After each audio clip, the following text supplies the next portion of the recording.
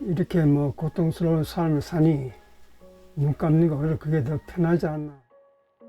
A씨는 숨진 지 2달이 지나서야 이웃 주민이 악취가 난다며 신고해 집안에서 발견됐습니다. 쓸쓸하게 죽음을 맞는 사람들이 늘어나면서 관련 대책들을 내놓고 있지만 아직 큰 성과는 없는 상황입니다.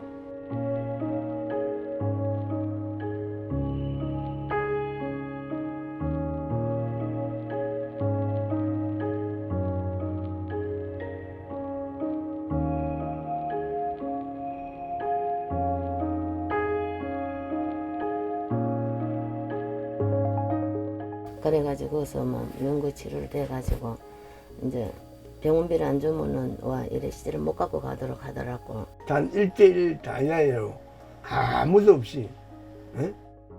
너무 어렵게 가는 겁니다. 뭐 너무 힘든 과정인 거예요, 그게.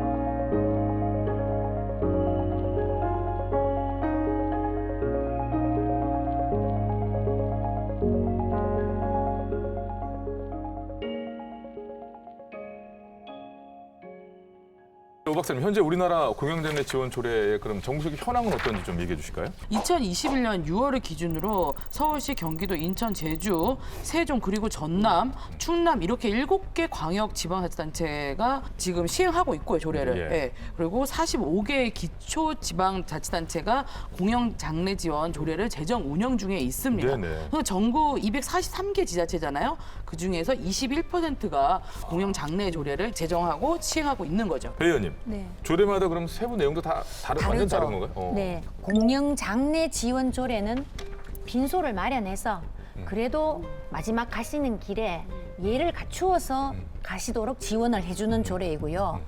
무용고 사망자 장례 지원 조례는 이는 빈소 없이 아까 1인당 80만 원 네. 그 부분이 무용고 부분이고 네, 네. 그다음에 우리가 생각하는 기본의 기본의 장례라는 장례를, 게 네. 공영장례. 예. 2015년도 한국소비자원에서 그 장례 비용을 조사를 하니까요. 평균 1,380만 원이 든다고 합니다. 그러면 6년 전에 이게 1,380만 원이니 지금은 얼마나 많이 바뀌었겠습니까? 그러니까 80만 원은 장례를 치렀다고 말할 수가 없는 금액이죠. 이제 그거는 이제 말 그대로 아까 말한 딱 그거예요. 관수이 듣기 싫어하는 말이지만 처리를 위한 비용입니다. 네, 네. 예. 그러니까 어느 지역에 사망하면 지원을 덜 받고 어느 지역에 사망하면 지원을 그래, 그것도 잘 차별이 되면 안 받고. 되지. 그러니까 이게 그렇죠? 형평성이라고 하는 단어를 여기다가 끌고 와서 얘기해야 되는 그런 부분인 건지도 잘 모르겠어요. 그러니까 한편으로는 또 우리 모두에게 해당되는 얘기여서 있는 그대로 말씀을 드리면 서울 가서 죽어야 되잖아요. 그러니까 이게 진짜 이거는 네, 실제로 그 말씀이 실제 상담하다 보면 나오는 거죠. 공영장례 지원 상담센터가 오직 서울밖에 없습니다. 그러니까 어려운 분들이 뭐 돈이 있으면 상조회사나 장례식장에 가면 되는 거죠. 근데 어려운 분들이 도대체 어떻게 하면 좋을지 상담할 때가 서울밖에 없으니까 서울로 전화하시는 거죠. 그래서 상담 다 해놓고 난 다음에 지역을 물어보는 거죠. 그럼 다른 지역인 거예요. 그러면 이제 상담하셨던 분이 아니 그러면 그 서울이 아니면 지원이 안 된다는 거냐. 그러면 저도 난처하고 그렇죠. 질문하셨던 분도 난처하고.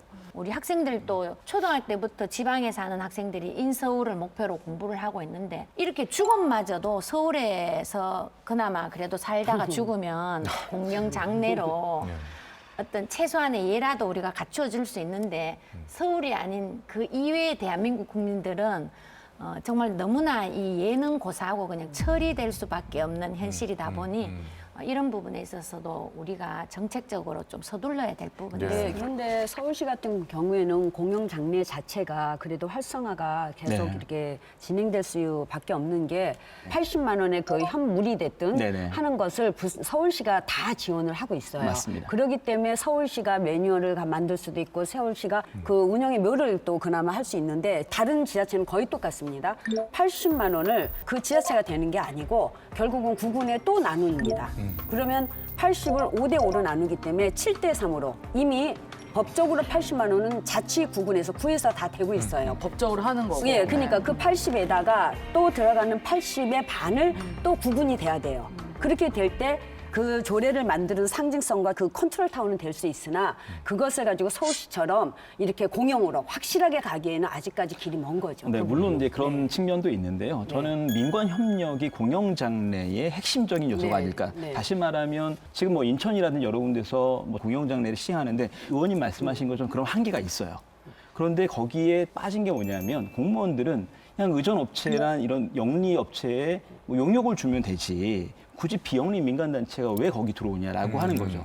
근데 비영리 민간단체가 들어가지 않으면 시민들 자원봉사자라든지 종교 예식이라든지 아니면 부고 알림이라든지 이런 것들을 의전업체는 하지 않는다라는 거죠. 그러니까 공영장래의 취지를 제대로 살리기 위해서는 저는 그 중간에 비영리 민간단체가 들어가서 그 역할을 해줄 수 있게. 공영장래의 취지를 얼만큼 살리느냐. 그러니까 비영리 민간단체가 시와 구의 중간에 허브 역할을 해주는 것, 중간 지원 조직으로서의 역할을 해주는 게 너무나 필요하다. 사실 이게 아까 저 어려운 분들이라는 표현을 저희가 썼습니다만은 내가 어려운 분들에 속하지 않는 사람들이 너무 편안하게 살아왔던 건 아닌가 생각도 하게 됐고요. 근데 사실 무연고 사망자분들이 꼭 어려운 분이라고 생각하시면 안 되는 게 저희가 장례했던 분 중에 30년 송파구에서 공무원 생활하셨던 분도 계시고요. 예. 그 강남 지역에서 대형 학원을 하셨던 분이세요. 그런데 사업에 삐끗한 거죠. 그 이후 제기 못하면 무연고 사망자가 되는 거예요. 그러니까 이게 단지 남 일이 아니에요. 누군가의 누구나 문제, 다. 누군가의 고통이 누구나 아니라 다 닥칠 사실은 수 누구나 인생에 있어서 어려움을 극복 못하면 아니면 어려운 상황에서 국가의 지원을 받지 못하면 무연고 사망자가 될 수 있다는 얘기인 거죠. 저 이사님 얘기하신 것처럼 누구나 그렇게 될 수 있다는 생각을 해야 되는 것 같고요. 그 생각을 하지 않는다 하더라도 이게 과연 이렇게 어려운 일인가, 이런 거 하나 갖추기가 오늘날 대한민국에서 힘든 일인가 이런 생각을 해보게 되는 거죠. 그래서 제가 처음에 말씀드린 것처럼 어쩜 요람에서부터 무덤까지라고 구호로 외치지만 이제 구호로 외칠 게 아니라 무덤까지. 무덤까지 실질적으로 이제 사회 보장을 어떻게 할 것이냐를 우리 사회가 고민하고 논의할 때가 됐다라는 말씀을 드리고 싶은 거죠. 그 무덤까지의 말 자체가 그런 의미를 가지고 있다는 얘기를 듣다 보니까 충분히 그럴 수도 있겠다는 생각이 들어요. 무덤까지. 이럴수록 상위 기관이 그 틀을 좀 잘 잡아줘야 되지 않겠습니까? 현재 부산시와 대구시에서는 이 공영장례 지원에 대해서 어떤 행보를 보이고 있는지 빅벙커가 취재해봤습니다.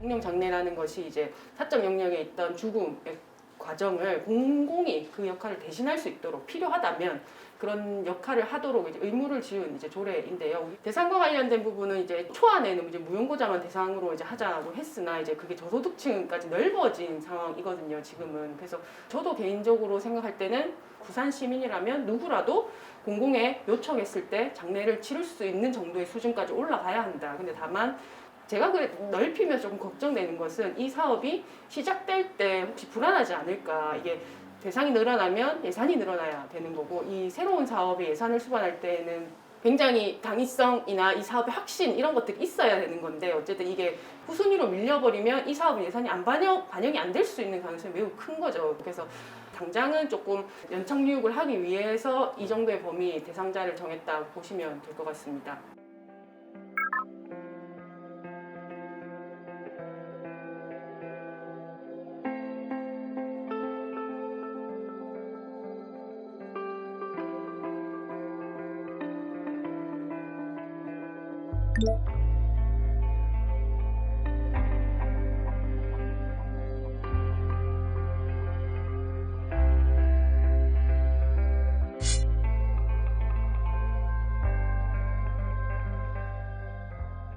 사실은 기본적으로 공공에서 이런 어떤 기본적인 장래 인프라를 준비하고 있지 못하는 부분이 첫째로 일단 제도의 실행 부분에서의 한계점인 것 같습니다. 구체적으로 말씀을 드리면 전용 빈소는 어디에다 할 것이며 공영 장례와 관련된 내용들 절차를 안내하고 연계하는 일은 누가 할 것이며 어떤 장례 업체가 수익성보다는 공익성을 담보한 장례 서비스를 제공할 것인가 이런 전반적인 과정들을 어떻게 시민들이 참여할 수 있게 할 것인가 이런 부분들이 이제 제일 큰 숙제 라고 남아져 있는 것으로 보이고 저희가 지금 발의되다 보니까 아직 지금 발의하고 지원 대상이랑 지금 예산이랑 이 정도 지금 짜고 지금 하고 있는데 지금 당장 지금 어떻게 지금 계획 윤곽이 나오진 않고 지금 그걸 만들고 있는 중이거든요. 그리고 아까 천연 빈소 같은 경우에도 저희 또 영락공원이라든지 나중에 그분들 의견을 다 들어보고 저희 또 검토를 하고 있습니다.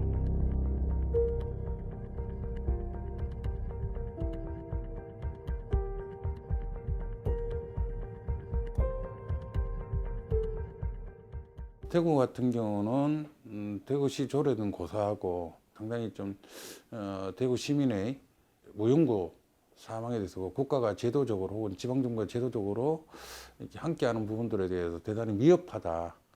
몇 년 전부터 이런 어떤 공영 장려에 대한 고민들을 해야 된다라는 그런 문제의식이 있고 내년 초에 본격적으로 시 차원의 조례 제정에 대한 본격적인 활동을 이제 하려고 합니다.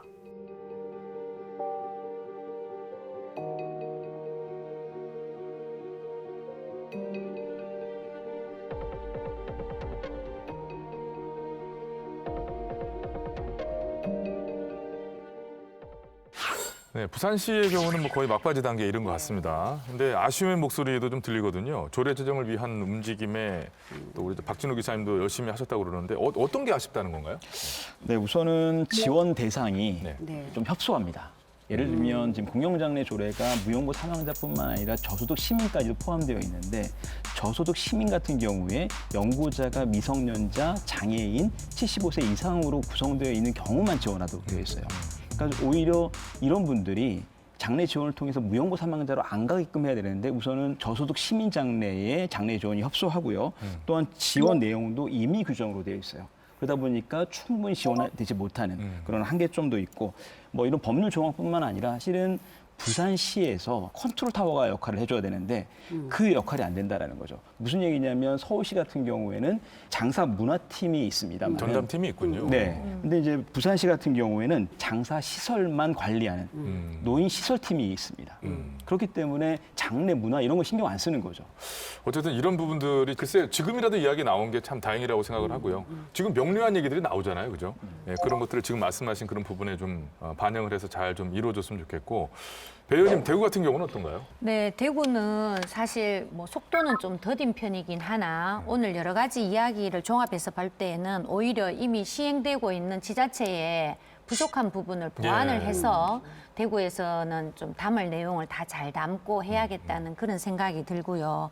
예산까지 이제 편성을 잘 해서 대구에 살고 계신 시민들이 마지막 가시는 길에도 대구 시민으로서의 자부심을 가지고 가실 수 있도록 그렇게 우리 의회와 또 관계부서가 열심히 한번 잘 해보도록 하겠습니다.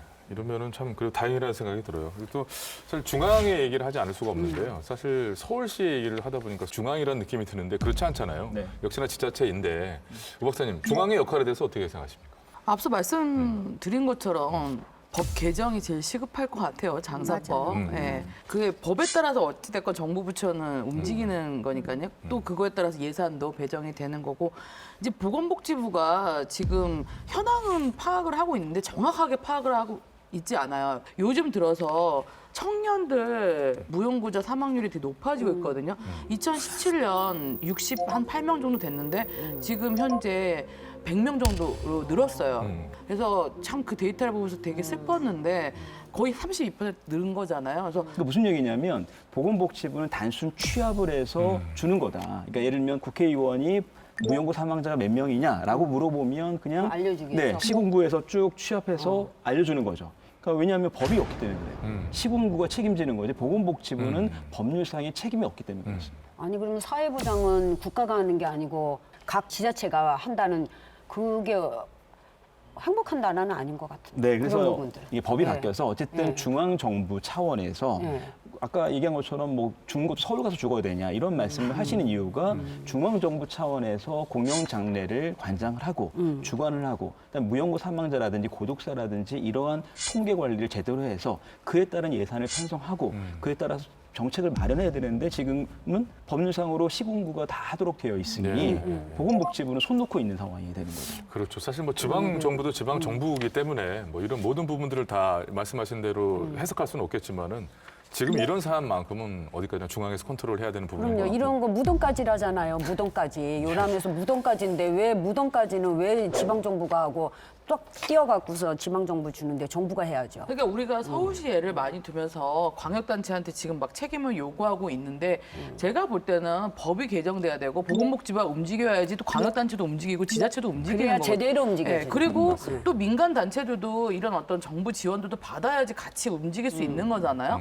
그래서 그런 부분들에 대해서 올해 정례 때 우리 국회의원님들도 좀 많이 저는 제대로 했으면 좋겠네요. 말씀을 듣는 순간 무슨 생각을 했냐면 야, 이 무용고 사망하시는 분들이 숫자가 더 많이 올라와야 정부가 그때서나 이것을 가지고 법을 개정해서 하려나? 라는 생각을 했습니다. 그래서 굉장히 속상한 생각이에요. 내가 지금 그 생각했어요. 네. 예. 저희가 이제 빅벙커를 쭉 진행하다 보면 늘 나오는 얘기가 이제 현실을 어떤 현상을 제도가 미처 따라가지 못하는 그런 상황들을 늘 맞닥뜨리게 되는데 또 대표적인 그런 케이스 같기도 하고요. 제도가 없거나 있어도 혹은 허술하거나 이런 부분인데 배 의원님 이런 어떤 제도의 허술함 때문에 문제가 발생했던 적이 있다고 그래요? 그 사실 수년 전에 있었습니다. 지금 현재는 아니고 2017년도에 대구에 이제 한 요양시설에서 종사자분이 그 어르신의 통장에서 수시로 현금을 인출을 했던 그런 이제 기록이 남아 있었는데 지난 2017년도 보건복지부에서 이런 전수조사를 한번 했는데 그때 이제 이 발각이 났습니다. 그래서 그 시설은 이제 회계 부정으로 시설도 개선 명령을 받고 그 종사자는 퇴사를 당하고 법적 조치가 되어서 벌금도 선고를 받고 했는데요. 이제 이게 이제 어떤 그 유류금품에 대한 그렇죠. 명확한 기준 근거가 없다 보니까 발생한 그런 이제 사건이었습니다. 이게 좀 4년 전 얘기라고 그러는데 네. 자 박진영 기사님 그 무연고 사망자 유류금품 처리에 대해서 그간에 그래도 뭐 제도적 개선이 좀 있었다고 그러는데 그게 현장에도 느껴질 만큼의 수준인가요? 어떻습니까? 그렇지 않습니다. 그러니까 제도는 개선됐다고 하는데 실질적으로 특히 무연고 사망자의 유류금품을 관리하는 주체가 없는 거예요. 그러니까 예를 들면 장사법 제12조의 2로 해서 무연고 사망자의 유류금품을 장례에 대체할 수 있도록 법은 만들어졌고 법 만들 때 의원들이 국회의원들이 상당히 홍보를 많이 했는데 실질적으로 작동하지 않습니다. 어째서요? 기본적으로 유류금품을 처리하는데 민법상으로 이제 처리를 해야 돼 법원에 가야 됩니다. 그러다 보니까 최소 3년, 길게는 뭐 7년까지 걸리게 되고요. 그러니까 이거를 공무원분들이 할 수가 없는 거예요. 그러다 보면 현실에서는 이제 집주인들이 대체로 뭐 청소한다는 명목으로 청소를 하고 집수리하고 그 나머지 보증금들을 갖는 것이 아니냐 정도로 추정할 뿐이지 아까 말씀하신 것처럼 뭐 시설 같은 경우는 뭐 일정도 뭐 단속도 하고 관리를 하겠지만 일반 시민들의 영역은 전혀 지금 관리가 안 되고 있는 게 오히려 문제인 거죠. 아니 아까 복지시설이 잘못하긴 했는데 그 275만 원 정도잖아요. 네. 근데 계속 이제 죽은 자의 통장에 계속 돈이 있는 걸 알면 아무도 이거에 대해서 주인이 없으니까 그런 생각이 또 들 수도 있잖아요. 이렇게 너무 오랫동안 방치해두니까, 그죠? 그 일반 주택 같은 경우는 전세 보증금이라든지 이런 것들이 상당히 익수가 되기 때문에 이런 무연고 사망자의 연고자들이 이것들을 청구하지 않을 경우에는 사실은 국고로 환수돼야 되는데 이 누수가 되고 있는 거죠. 그런 경우도 많이 있을 것 같은데요. 그 무연고 사망자의 행정 처리를 사실은 이것까지 신경을 써줘야 되는데 말씀드린 것처럼 3년에서 7년 걸리는데 이 보직이 바뀌잖아요. 사람이 바뀌니까. 네. 그러다 보니까 현실적으로 이 업무를 개시한 공무원을 제가 10년 동안 한 분인가 두 분인가를 봤어요. 네, 현실적으로 보면 거의 안 한다라는 거고. 그러니까 실제 이게 되게 그 앞으로 제도적인 허점이 있기 때문에 저는 이거를 뭐 예를 들자면 저희 같은 공영장례 지원 상담센터가 무연고 사망 장례 지원을 하면서 이런 유류금품을 좀 정리를 해본다든지 좀 제도적 보완이 필요한 것 같습니다. 저희가 지금 민법에 따라서 그 돌아가신 분들 뭐 임대보증금이나 이런 거는 지자체에서 안 하고 저희는 이제 집주인이 채권 채무 관계가 있잖아요. 그러니까 내가 그 보증금을 줄 사람이 있는데 지금 누구한테 줘야 될지 모르는 상황이잖아요. 그럼 그 경우에 법원에다가 공탁을 거는 거죠. 사실은 한 2, 3년이 걸려요. 이거 처리하는데 막 그 관련해서 뭐 예산 확보도 해야 되잖아요. 그래서 결론적으로는 저희가 민법에 의해서는 그런 거 보증금이나 이런 거 한 건 없고 저희가 뭐 지갑이나 이런 거에 들은 소소한 현금 같은 거 있잖아요. 그거는 일단 보관을 해놓고 있거든요. 현금 외에는 따로 보관하고 계신 거는 없으신가요? 그 휴대폰은 솔직히 있어요. 포기한 연고자가 있으면 뭐 확인해가지고 이제 뭐 보내드리거나 하는데 폐기도 찝찝하고 막 이러 하니까 그런 애매한 물건들을 뭐 어떻게 처리하라는 규정이 좀 정확히 없는 네, 없어요. 네네네.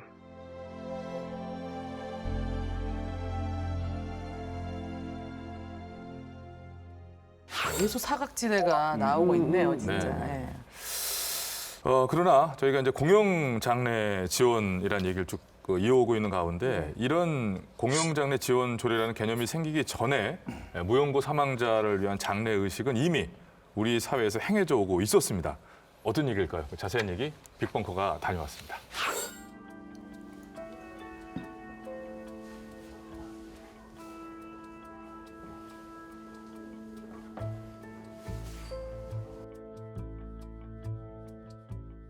이주 노동자이신데 돌아가시게 된 분이 생기게 된 거죠. 알고 보니 기초생활보장법에 적용도 받는 분도 아니고 불법 체류자가 되어 있고 사각지에 있는 분이 된 거죠. 그래서 이제 십시일반 이런 데 관련되어 있는 단체들이 개인적으로 돈을 모으고 해서 이제 장례식을 치르게 된 게 최초의 공동체 장례식이었고 그것을 우리끼리 이제 공동체 장례라고 이름을 붙였죠.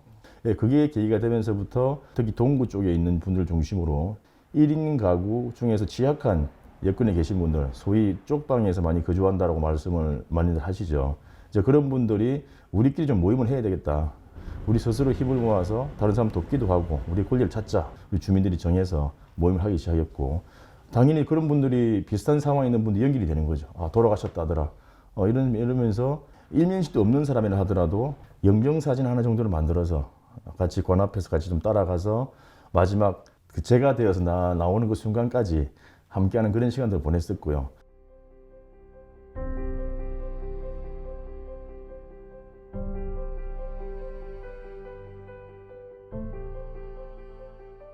이제 민간에서 시민사회단체들이 거리에서 돌아가신 홈리스 노숙인 추모제를 지금 10년 넘게 동짓날 그 노숙인 추모제를 해서 한꺼번에 합동 장례식을 저희들 치르고 있는 형편입니다.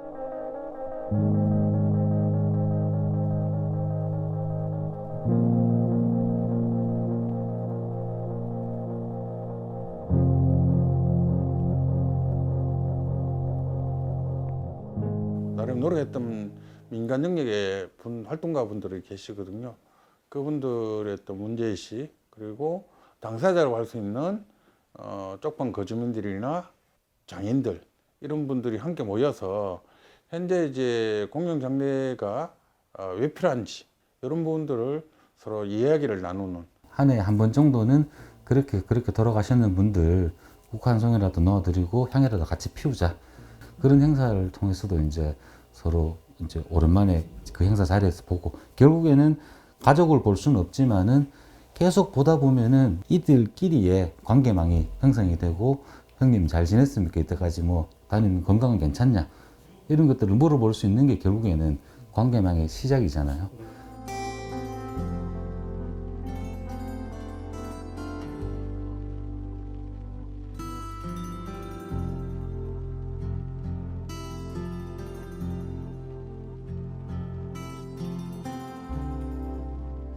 그나마 이거라도 하니까 그분들이 또 돌아가실 때 편안하게 안착적으로 막 가는 걸 볼 때는 마음이 좀 허무하고 그렇습니다. 물론 보내는 마음은 안 됐지만도 여러 사람들이 있어주니까 그게 참 고맙고 그렇거든요.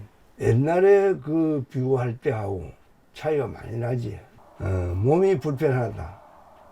그럴 때는 옛날에는 혼자서 가서 뭐 병원에 가고 또 입원을 했다 퇴원도 하고 이래 하지만 이제 그것을 이 단체를 우리가 만들고 난 후부터는 그분들의 변화가 누가 어디 아프다면 서로 걱정을 하고 또 문병을 가야 할 일은 있으면 문병을 가고 그러다 보니까 나는 혼자가 아니구나 하는 그런 걸 느끼고 우리 친구 잘 죽을 때 보니까 아 이거는 완전 다르구나. 빈소 있고 손님도 받아 그거 할 수 있고 영상이 그려놓고 내가 뭐 화려하진 않지만도 그래 좋아도 이렇게 잘 해놓고 내가 죽으면 이렇게 내가 이제 어떻게 화장되고 빈소가 이리 생각하면은 마음이 좀 편안하다 할까. 그냥 옛날 것처럼 그냥 가는 게 아니고 그 제일 중요한 게 이제 위험하는 게 그 속으면은 사람이 그냥 옛날에는 우리 얼굴 못 봐도 죽으면 그때는 보기에 간 뚜껑 닫을 때 입관 할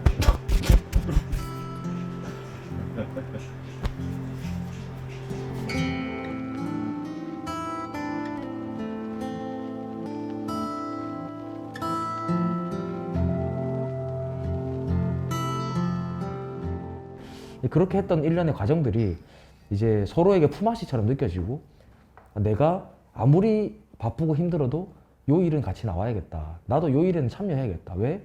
내가 죽었을 때 이 사람들이 나를 위해서 이렇게 또 해줄 거니까 나도 이 사람들을 위해서 해줘야지.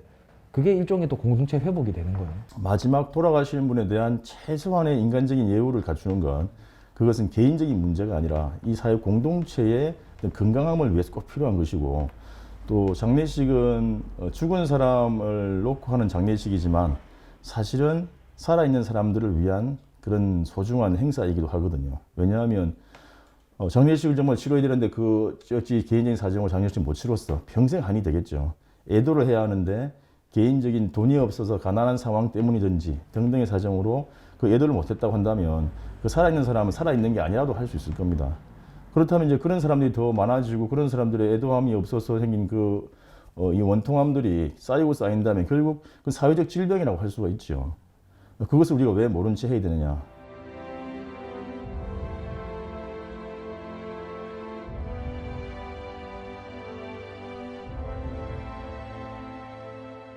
네, 이 시민사회에서는 이미 이렇게 공동체 장례를 치르고 있었네요.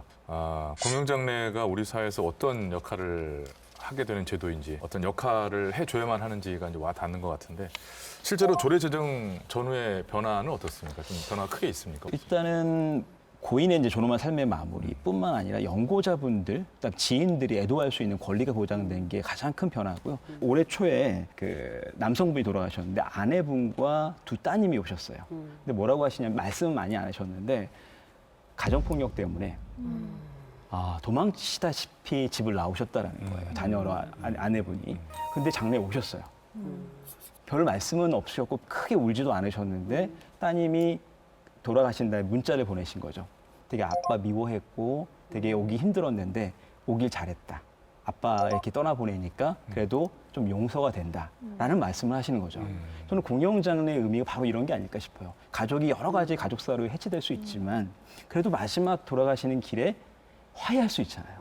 근데 이 화해를 못한다고 하면 사실 그렇죠. 이 자녀분들은 아마 트라우마가 평생으로 남았겠죠. 근데 어쨌든 이 삶이 사람이 돌아가신 시점에서 정리를 할 수 있는 거.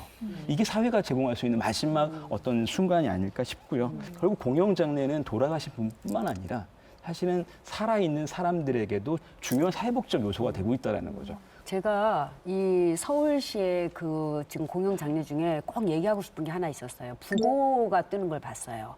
부고가 이렇게 해서 알려야 내 가족이 어떻게 집 밖에 나가 있고 행방불명 됐을 때 수시로 죽었나 살았나 궁금할 때 이런 시스템이 있기 때문에 그냥 들여다보는 거예요. 오늘 누구 장례합니다.